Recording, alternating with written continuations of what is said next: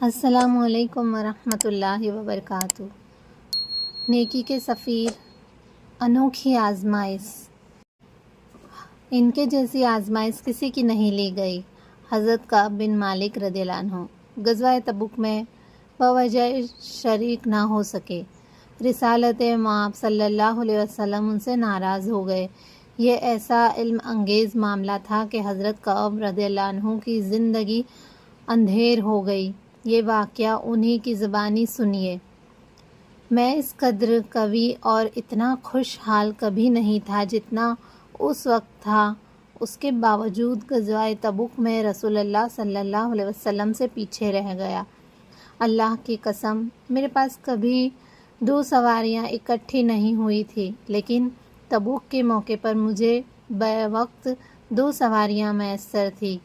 اسباب وسائل کے اعتبار میں میرے پیچھے رہ جانے کا کوئی جواز نہیں تھا۔ رسول اللہ صلی اللہ علیہ وسلم کا طریقہ مبارک یہ تھا کہ جب بھی کسی غزوے کا ارادہ کرتے تو سفر کی اصل سمت ظاہر نہ فرماتے، عام طور پر دوسری سمت کا اشارہ کرتے تاکہ دشمن سے اصل حقیقت چھپی رہے۔ بہرحال غزوہ تبوک ہوا۔ بڑی خوفناک گرمی پڑ رہی تھی۔ اس کے باوجود رسول اللہ صلی اللہ علیہ وسلم تبوک کی طرف پیش قدمی کا ارادہ فرما لیا۔ دور دراز کا سفر تھا، سنسان بیابان راستے اور بھاری تعداد میں دشمن کا لشکر پیش نظر تھا۔ اس لیے آپ صلی اللہ علیہ وسلم نے اپنے معمول مبارک کے برعکس اکفا کے بجائے اس جنگ کی نوعیت صحابہ کرام رضی اللہ عنہ کے روبرو صاف صاف بیان فرما دی تاکہ وہ اس کے مطابق بھرپور تیاری کر لیں۔ آپ صلی اللہ علیہ وسلم نے وہ سمت بھی بتا دی جس کا آپ ارادہ فرما رہے تھے۔ مسلمان رسول اللہ صلی اللہ علیہ وسلم کے گرد بڑی تعداد میں پروانوں کی طرح جمع تھے۔ یادداشت کے لیے حساب کتاب کی کوئی دستاویز بھی نہیں تھی جس میں مجاہدین کے نام لکھے جاتے۔ اسی صورتحال میں اگر کوئی میدان جنگ سے غیر حاضر بھی رہتا تو یہی گمان کرتا کہ وہ رسول اللہ صلی اللہ علیہ وسلم سے مخفی رہے گا، یعنی چھپا رہے گا، اور وحی الہی کے بغیر اس کی غیر حاضری آپ صلی اللہ علیہ وسلم کے علم میں نہیں آئے گی۔ یہ غزوہ بھی رسول اللہ صلی اللہ علیہ وسلم نے اس وقت فرمایا جب پھل پک چکے تھے اور ان کا سایہ بڑا عمدہ اور خوشگوار تھا۔ رسول اللہ صلی اللہ علیہ وسلم نے اور آپ کے ساتھ جملہ مسلمانوں نے تیاری کی۔ میرا حال یہ تھا کہ صبح کو آتا کہ دوسرے مسلمانوں کے ساتھ تیاری کروں، لیکن کوئی فیصلہ کیے بغیر لوٹ جاتا تھا اور اپنے دل میں کہتا کہ جب چاہوں گا چلا جاؤں گا، کیونکہ میں پوری طرح سے اس پر قادر ہوں اور وسائل سے مالا مال ہوں۔ میری یہی حالت رہی۔ دیگر لوگ جہاد کی تیاری میں لگے رہے۔ پھر ایک صبح مسلمان رسول اللہ صلی اللہ علیہ وسلم کی قیادت میں جہاد پر روانہ ہو گئے۔ ادھر میں اپنی تیاری کے سلسلے میں کوئی فیصلہ نہ کر پایا۔ میں صبح کے وقت آیا اور لوٹ گیا، کوئی فیصلہ نہ کر سکا۔ بس میری کیفیت یہی رہی۔ مجاہدین تیزی سے آگے چلے گئے، جہاد کا معاملہ بھی آگے بڑھ گیا۔ میں نے ارادہ کیا کہ روانہ ہو جاؤں اور ان سے جا ملوں۔ اے کاش کہ میں ایسا کر لیتا، لیکن یہ میرے مقدر میں نہیں تھا۔ رسول اللہ صلی اللہ علیہ وسلم کے چلے جانے کے بعد جب میں عام لوگوں میں آتا تو یہ بات میرے لیے حزن و ملال کا باعث بنتی، مطلب کہ دکھی ہو جاتے، غمگین ہو جاتے کہ میرے سامنے اب کوئی نمونہ ہے تو صرف ایسے شخص کا جو نفاق سے مطعون اور لوگوں میں حقیر ہے، یا ایسے کمزور لوگوں کا جنہیں اللہ نے معذور قرار دیا ہے۔ راستے بھر رسول اللہ صلی اللہ علیہ وسلم نے مجھے یاد نہیں فرمایا، یہاں تک کہ آپ تبوک پہنچ گئے۔ تبوک میں جب آپ صلی اللہ علیہ وسلم اپنے جانشینوں کے ساتھ تشریف فرما تھے، آپ نے پوچھا کعب بن مالک نے کیا کیا؟ بنو سلمہ کے ایک آدمی نے کہا، اسے اس کی 2 چادروں اور اپنے دونوں پہلو کے نظارے نے روک لیا ہے، یعنی دولت اور اس کے غرور نے اسے نہیں آنے دیا۔ معاذ بن جبل رضی اللہ عنہ نے اس کی تردید کی اور کہا، تم نے ٹھیک نہیں کہا، اللہ کی قسم یا رسول اللہ صلی اللہ علیہ وسلم، ہم نے کعب میں خیر کے سوا کچھ نہیں دیکھا۔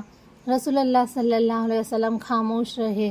اب یہ باتیں ہو رہی تھی کہ رسول اللہ صلی اللہ علیہ وسلم نے ایک سفید پوش آدمی کے ریگستان سے آتے دیکھا۔ رسول اللہ صلی اللہ علیہ وسلم نے فرمایا، ابو خشیمہ ہو؟ واقعی وہ ابو خشیمہ انصاری رضی اللہ عنہ تھے۔ یہ وہ شخص ہیں جنہوں نے ایک ساتھ تقریباً 2.25 کلو کھجور کا صدقہ کیا تو منافقین نے انہیں اس کے تھوڑا ہونے کا طعنہ دیا تھا۔ کعب بن مالک رضی اللہ عنہ نے کہا، جب مجھے یہ خبر پہنچی کہ رسول اللہ صلی اللہ علیہ وسلم نے تبوک سے واپسی کا سفر شروع فرما دیا ہے تو مجھ پر غم کی کیفیت چھا گئی۔ جب مجھے بتلایا گیا کہ اب رسول اللہ صلی اللہ علیہ وسلم آنے ہی والے ہیں تو جھوٹے بہانے گھڑنے کا باطل خیال میرے دل سے نکل گیا۔ میری سمجھ میں یہ بات آ گئی کہ میں جھوٹ کے ذریعے کبھی بھی نہیں بچ سکوں گا۔ چنانچہ میں نے سچ بولنے کا اٹل فیصلہ کر لیا۔ صبح کو رسول اللہ صلی اللہ علیہ وسلم تشریف لے آئے۔ آپ کا معمول مبارک یہ تھا کہ جب سفر سے واپس تشریف لاتے تو سب سے پہلے مسجد میں جاتے، 2 رکعت نماز ادا فرماتے، پھر لوگوں کے سامنے بیٹھ جاتے۔ اس سفر سے واپسی پر بھی آپ صلی اللہ علیہ وسلم نے ایسا ہی کیا تو منافقین دم بدم آنے اور حلف اٹھانے لگے۔ 80 سے کچھ زائد آدمی تھے۔ آپ صلی اللہ علیہ وسلم نے ان کے ظاہری اور بناوٹی عذر قبول فرما لیے، ان سے بیعت لی، ان کے لیے مغفرت کی دعا فرمائی اور ان کی باطنی کیفیت کو اللہ کے سپرد کر دیا۔ میں بھی آپ صلی اللہ علیہ وسلم کی خدمت میں حاضر ہو گیا۔ جب میں نے سلام کیا تو آپ صلی اللہ علیہ وسلم نے ناراضی آمیز تبسم فرمایا، پھر کہا، آگے آ جاؤ۔ میں آگے پہنچ کر آپ صلی اللہ علیہ وسلم کے سامنے بیٹھ گیا۔ آپ صلی اللہ علیہ وسلم نے مجھ سے پوچھا، تمہیں کس چیز نے جہاد سے پیچھے رکھا؟ کیا تم نے اپنی سواری نہیں خریدی تھی؟ میں نے عرض کیا، یا رسول اللہ صلی اللہ علیہ وسلم، اللہ کی قسم میں آپ کے علاوہ کسی اور کے پاس بیٹھا ہوتا تو یقیناً کوئی جھوٹ موٹ کا عذر کر دیتا اور اس کی ناراضی سے بچ جاتا۔ مجھے بحث و تکرار کا بڑا ملکہ حاصل ہے، لیکن اللہ کی قسم مجھے معلوم ہے کہ اگر آج میں آپ صلی اللہ علیہ وسلم کے سامنے جھوٹ بول کر سرخرو ہو جاؤں اور آپ مجھ سے راضی ہو جائیں تو عنقریب اللہ تعالیٰ وحی کے ذریعے سے مطلوع فرما کر آپ کو مجھ سے ناراض کر دے گا۔ اگر میں آپ سے سچی بات عرض کروں تو اس کی وجہ سے آپ مجھ پر ناراض ضرور ہوں گے، لیکن اس سے مجھے اللہ سے اچھے انجام کی امید ہے، اس لیے سچ عرض کرتا ہوں، اللہ کی قسم آپ کے ساتھ جانے میں مجھے کوئی عذر نے نہیں روکا تھا۔ اللہ کی قسم میں اتنا طاقت اور خوشحال کبھی نہیں رہا جتنا اس وقت تھا جب میں آپ سے پیچھے رہ گیا۔ رسول اللہ صلی اللہ علیہ وسلم نے فرمایا، اس شخص نے یقیناً سچ کہا۔ آپ نے مجھے حکم دیا، اٹھ جاؤ یہاں تک کہ تمہارے بارے میں اللہ تعالیٰ فیصلہ فرما دے۔ میرے پاس بنو سلمہ کے کچھ لوگ آئے اور مجھ سے کہا، اللہ کی قسم ہمیں نہیں معلوم کہ اس سے قبل تم نے کوئی گناہ کیا ہے۔ تم رسول اللہ صلی اللہ علیہ وسلم کے سامنے کوئی ایسا عذر پیش کرنے سے کیوں قاصر رہے جیسا دوسرے پیچھے رہنے والوں نے پیش کیا؟ مطلب کہ جھوٹ بولا دوسروں نے اور انہوں نے سچ کہا۔ تمہارے گناہ کی معافی کے لیے یہی کافی تھا کہ رسول اللہ صلی اللہ علیہ وسلم تمہارے لیے مغفرت کی دعا فرماتے۔